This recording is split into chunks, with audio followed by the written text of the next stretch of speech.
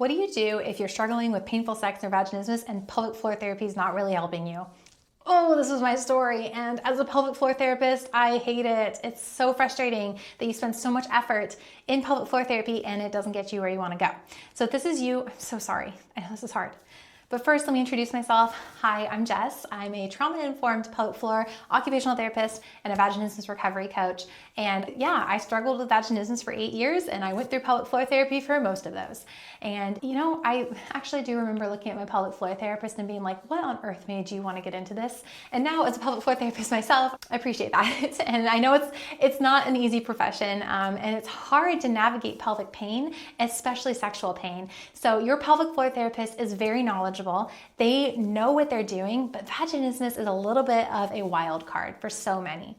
And so my encouragement would be to find a pelvic floor therapist that has a good knowledge of chronic pain and nervous system work, because vaginismus isn't just a biomechanical issue. In fact, I would say it's not a biomechanical issue really at all.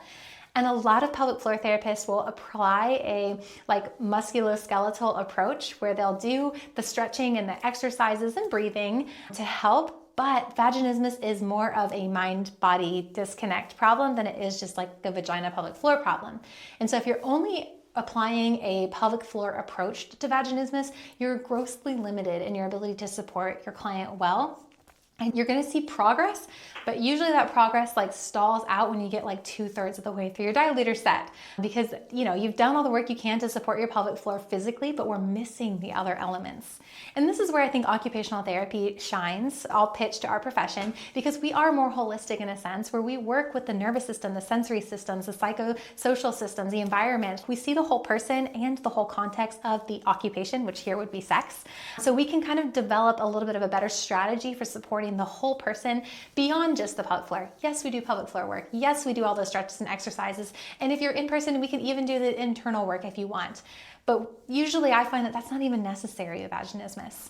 And so we need to be able to support you better. And so what I do with my clients is we work beyond just the pelvis. Yes, there's a lot of pelvic work. Even within our program, we have a whole pelvic health hub of exercises and stretches that you can do to become your own pelvic floor therapist, essentially. It's because we want to equip you, not just your therapist, but we also have a neuro toolbox. We have a orgasm course. We have in it partner integration stuff. So we see the whole concept of sex and intimacy beyond just the pelvic floor piece.